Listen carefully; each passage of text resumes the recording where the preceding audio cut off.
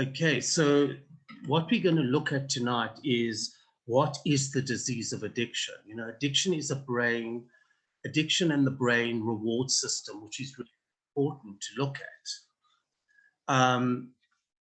What we want to go into is how the brain actually works. You've got your prefrontal cortex, your nuclear and your ventral areas. Now, what we see is that with addiction, the reward system of the brain is what is affected.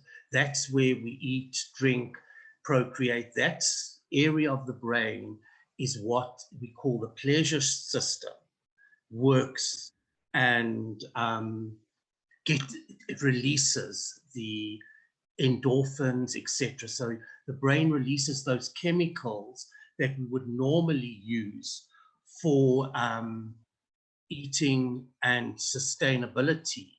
But yet when we start using alcohol and drugs, there's an enhanced release, and this is how addiction actually comes about.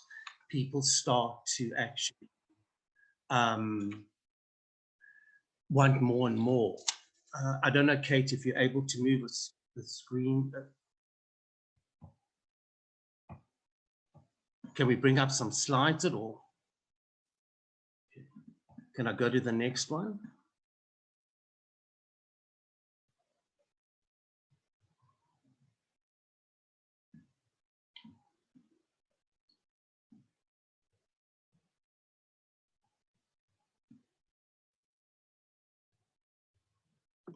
Clive, is it okay?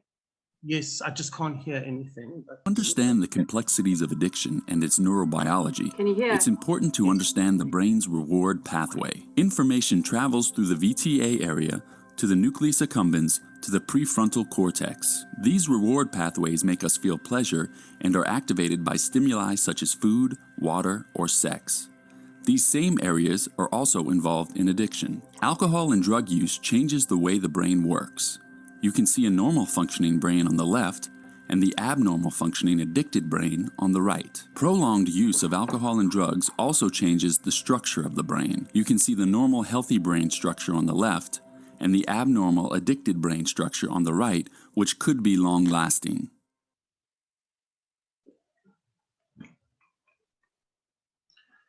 Hope you got a bit of an idea there from that video, what I was trying to explain with the reward system. So what we're saying is the drug addiction changes the brain, okay? We all have receptors, and especially the dopamine receptors are lower in addiction. So you'll actually see we've done a graph of a controlled and an addicted brain. On the left-hand side, you're controlled, and then the right is the addicted brain. And you can see how the receptors are highlighted and are lower in addiction. So you can see the difference between the cocaine and the meth and the alcohol versus a normal. So you can see how the normal and what happens in an addicted brain. The next slide, if possible. Next. No. Want to go back, Clive, or is this one? Forward. Okay. Okay, so addiction is like other diseases. It is preventable, it is treatable, and it changes the biology. If untreated, it can last a lifetime. And we often say that the disease of addiction is the obsession of the mind and the compulsion of the body. So the mind actually thinks of the drugs all the time, and the body just wants those drugs. So there's the craving and the obsession and the compulsion. Could we go to the next slide?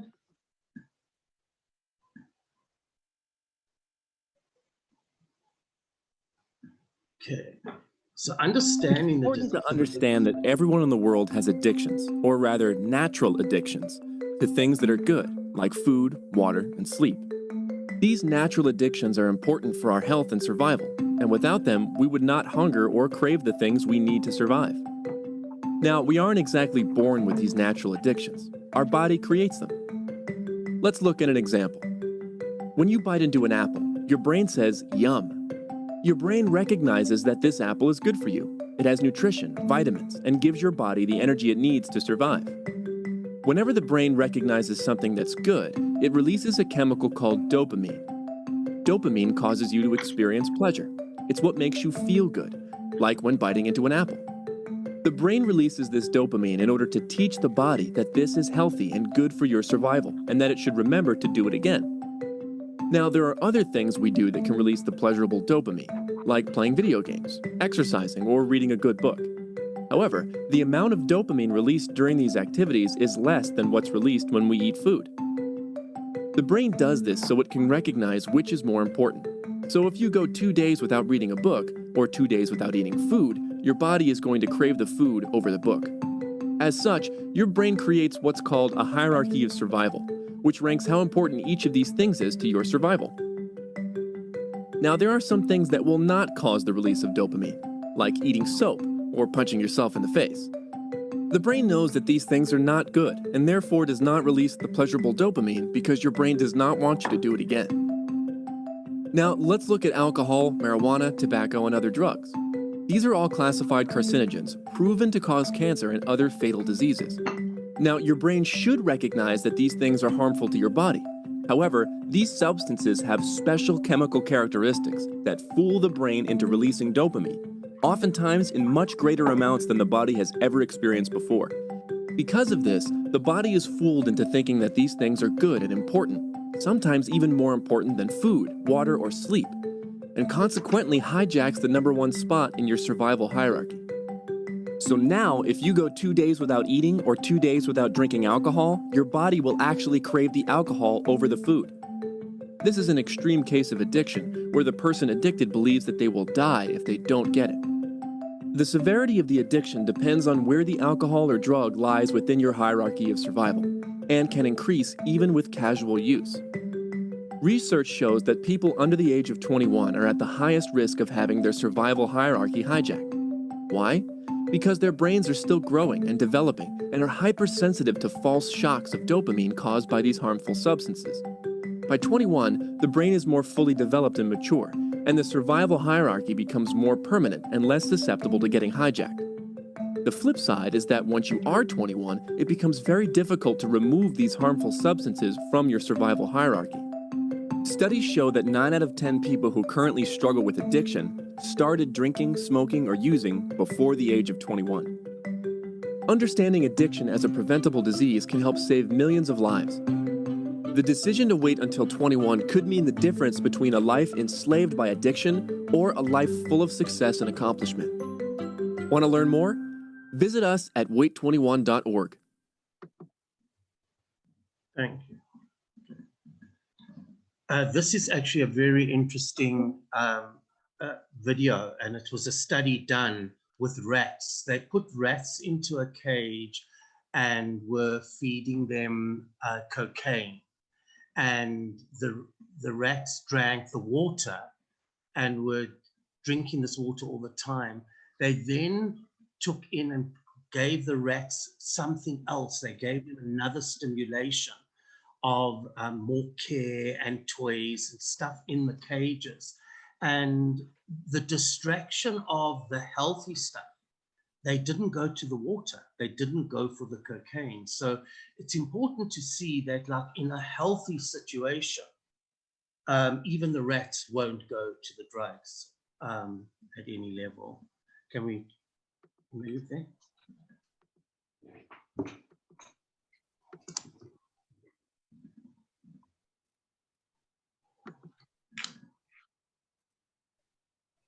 Did you want to play this one, Clive? No. Let's play the video just to show you I don't what. know if it will. Let's try. Thank you. Okay, so yeah, it's not available. Unavailable. Okay. So if we look at what influences addiction, preventing and treating addiction effectively requires an understanding of multiple factors that predispose the individual to addiction. And that we call is the biological, social, and physiological factors. And it's called the biopsychosocial framework. And we look at, when we're going through that, the psychological, the biological, and the social issues that can be worked. That can carry on. Like if we look at it in biological, often the genetic predisposition. So there's a lot of examples there, which I'll go through a little bit later as well. So if you can change the slide.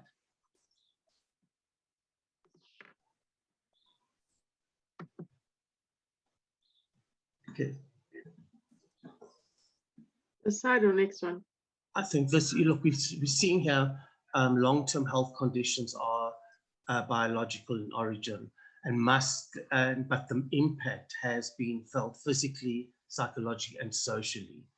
Long-term, we see that a lot of things, so we often will look at the pathology, the disease, what other symptoms around, is there depression, is there another mental disorder? We also will look at what the hobbies are of the person, what careers, where they are in their lives, etc. Could we go on to the next question, slide?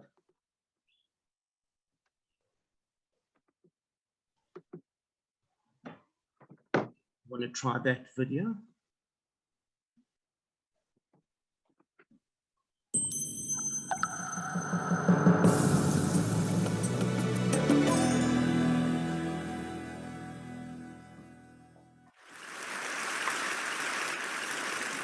What keeps us healthy and happy as we go through life? If you were going to invest now in your future best self, where would you put your time and your energy? There was a recent survey of millennials asking them what their most important life goals were. And over 80% said that a major life goal for them was to get rich. And another 50% of those same young adults said that another major life goal was to become famous. And we're constantly told to lean into work, to push harder and achieve more. We're given the impression that these are the things that we need to go after in order to have a good life. Pictures of entire lives, of the choices that people make and how those choices work out for them, those pictures are almost impossible to get. Most of what we know about human life, we know from asking people to remember the past. And as we know, hindsight is anything but 20/20. We forget vast amounts of what happens to us in life, and sometimes memory is downright creative.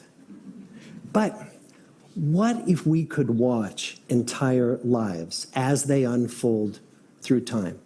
What if we could study people from the time that they were teenagers all the way into old age to see what really keeps people happy and healthy? We did that. The Harvard study of adult development may be the longest study of adult life that's ever been done. For 75 years, we've tracked the lives of 724 men. Year after year, asking about their work, their home lives, their health, and of course, asking all along the way without knowing how their life stories were going to turn out. Studies like this are exceedingly rare. Almost all projects of this kind fall apart within a decade because too many people drop out of the study, or funding for the research dries up, or the researchers get distracted, or they die, and nobody moves the ball further down the field. But through a combination of luck and the persistence of several generations of researchers, this study has survived. About 60 of our original 724 men are still alive, still participating in the study, most of them in their 90s. And we are now beginning to study the more than 2,000 children of these men. And I'm the fourth director of the study. Since 1938, we've tracked the lives of two groups of men. The first group started in the study when they were sophomores at Harvard College. They all finished college during World War II, and then most went off to serve in the war. And the second group that we've followed was a group of boys from Boston's poorest neighborhoods. Boys who were chosen for the study specifically because they were from some of the most troubled and disadvantaged families in the Boston of the 1930s. Most lived in tenements, many without hot and cold running water. When they entered the study, all of these teenagers were interviewed, they were given medical exams. We went to their homes and we interviewed their parents. And then these teenagers grew up into adults who entered all walks of life. They became factory workers and lawyers and bricklayers and doctors, one president of the United States. Some developed alcoholism, a few developed schizophrenia. Some climbed the social ladder from the bottom all the way to the very top, and some made that journey in the opposite direction. The founders of this study would never in their wildest dreams have imagined that I would be standing here today, 75 years later, telling you that the study still continues. Every 2 years, our patient and dedicated research staff calls up our men and asks them if we can send them yet one more set of questions about their lives. Many of the inner city Boston men ask us, "Why do you keep wanting to study me? My life just isn't that interesting." The Harvard men never asked that question.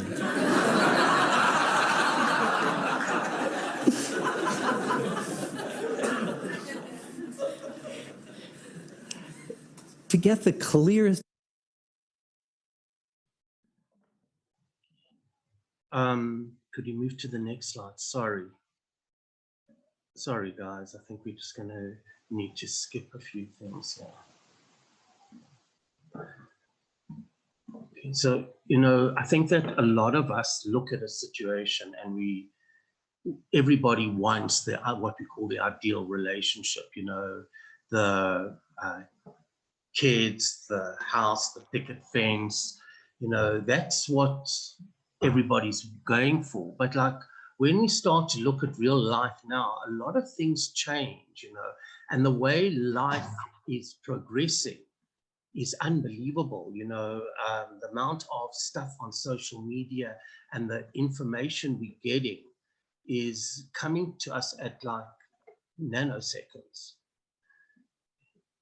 Can we go to the next one? Sorry.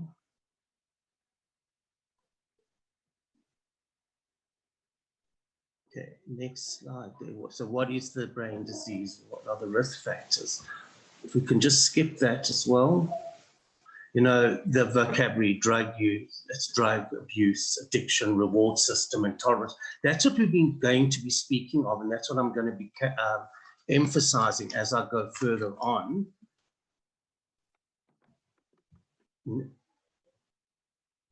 Okay, what is drug abuse? Drug abuse is the use of illegal drugs or misuse of prescription or over-the-counter drugs with negative consequences. Drug abuse is a choice. Drug abuse is a choice the first time it happens.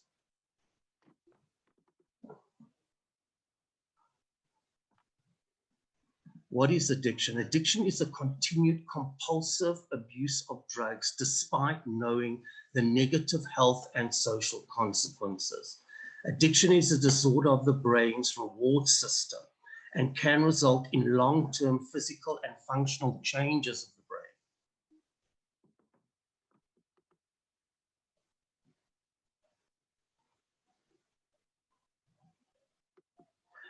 An important thing to know that addiction isn't just limited to drugs. We can skip this video. I don't want to do that.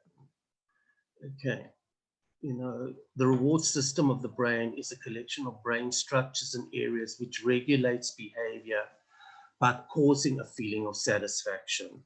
We feel rewarded when we perform tasks that ensure our survival or the survival of our species. Examples of eating good food, forming bonds through social interactions. Drugs stimulate the reward system. Addictive drugs have chemical hooks that produce a sense of reward. This gives a false signal of a fitness of survival benefits. Drugs hijack the brain's reward system by replacing that healthy routine with unhealthy stuff that happens.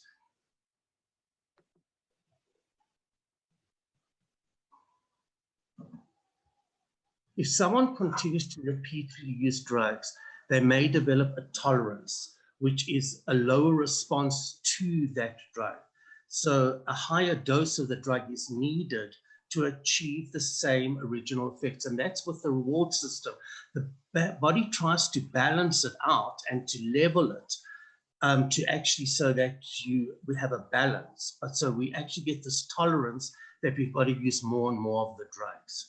We could go on to the next slide. Neurons, which are cells in the brain, are not physically connected to each other. Neurons communicate to each other through tiny molecules called neurotransmitters. Neurotransmitters are like keys that fit into the receptor sites of another neuron. When these molecules are released, and when they bind to a receptor, a message in the brain is transmitted. Drugs either mimic dopamine, spike dopamine, or fail to mop up excessive dopamine in the brain, creating an overstimulation in the reward center. After long-term stimulation, the brain's defense system kicks in and tries to correct the chemical imbalances. After some time, the brain gets to the point where it actually anticipates this overstimulation of the reward center, and it responds in a defensive reaction. Because of the brain's natural reaction to the continued spike of dopamine and the overstimulation of the reward center, an increase of drugs are required to get the same desired effect, and addicts may have to use more drugs just to stave off withdrawal symptoms. I think what's important here as well is that what we talk about, the disease of addiction, is progressive and it gets worse and worse as time goes on. It's a progressive disease. I think we've done this one here. Okay, we've done that. We've done that as well. I think we can go on to the slides now. We could go on to Clive's presentation, please, Kate. Is it up? The next slide. Okay, so the disease model, understanding addiction. The disease model of understanding addiction is clinically referred to as a substance use disorder. It's a complex disease of the brain and body that involves compulsive use of one or more substances despite serious health and social consequences. Addiction disrupts regions in the brain that are responsible for the reward, the motivation, learning, judgment, and memory. The disease model of addiction is defined as a disease by most medical associations, including the American Medical Association and the American Society of Addiction Medicine. Like diabetes, cancer, and heart disease, addiction is caused by a combination of behavioral, psychological, and environmental and biological factors. Genetic risk factors account for about half of the likelihood that an individual will develop addiction. Okay. Addiction involves changes in the functioning of the brain and body due to persistent use of the alcohol and other substances. Consequences of untreated addiction often include other physical and mental health disorders that require medical attention. If left untreated over time, addiction becomes more severe, disabling, and life-threatening. Next slide. How substance use changes the brain. People feel pleasure when basic needs, and that's what we were discussing earlier on, needs such as hunger, thirst, and sex are satisfied. In most cases, these feelings of pleasure are caused by the release of certain chemicals. As we know now, it's the dopamines, which reinforces these life-sustaining functions by incentivizing the individual to repeat the behaviors that produce these rewarding feelings, i.e. eating, drinking, and procreating. Most addictive substances cause the brain to release high levels of the same chemical that are associated with the natural pleasures or rewards. Over time, continued release of these chemicals causes changes in the brain system involved in reward, motivation, and memory. The brain tries to get back to a balance of state by minimizing its reactions to the rewarding chemicals or releasing stress hormones. And as we said, as a result, a person may need an increasing amount of substances just to feel closer to normal. The individual may experience intense desires and cravings for the substances and will continue to use it despite harmful or dangerous consequences. The person may also prefer the substance to other healthy pleasures and may lose interest in normal life activities. In the most chronic form of the disease, a severe substance use disorder can cause people to stop caring about their own or other well-beings or survival. These changes in the brain can remain for a long time, even after the person stops using substances. It is believed that these changes may leave those with addiction vulnerable to physical and environmental cues that they associate with the substance use. This is also known as triggers, which means they have an increased risk of relapse. Next. Okay. Why is willpower not enough? The initial and early decision to use substances are based on a large part on a person's free or conscious choice, often influenced by their culture and environment. Certain factors, such as family history of addiction, trauma, or inadequately treated mental health disorders, such as depression and anxiety, may make people more susceptible to substance use disorders than others. Once the brain has been changed by addiction, that choice or willpower becomes impaired. Perhaps the most defining symptom of addiction is the loss of control over the substance use. Next slide. Okay. Are people who are addicted responsible for their actions? People do not choose how their brain and body respond to substances, which is why people with addiction cannot control their use while others can.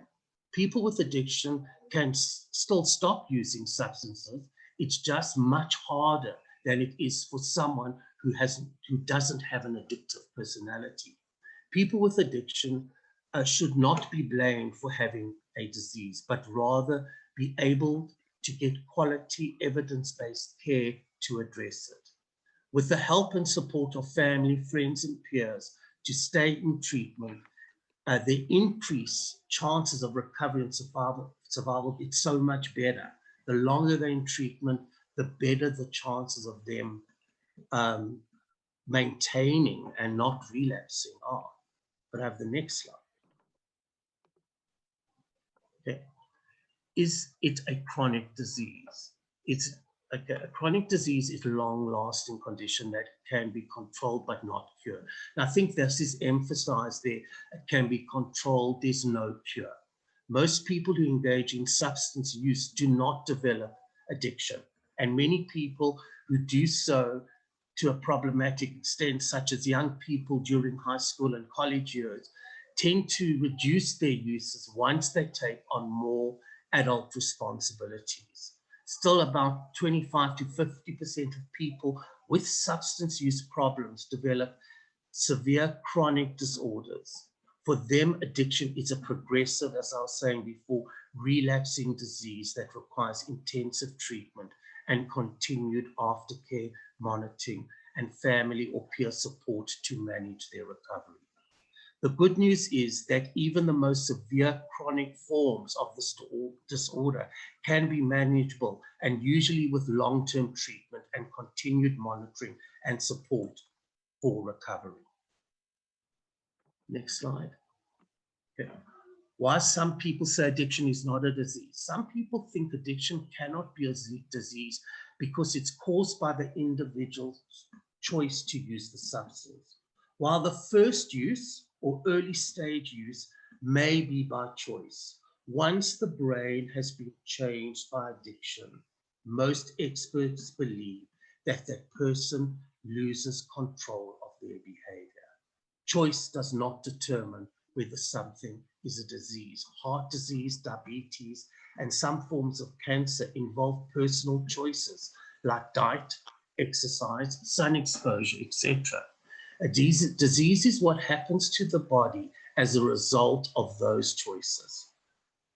Others argue that addiction is not a disease because some people with addiction get better without treatment.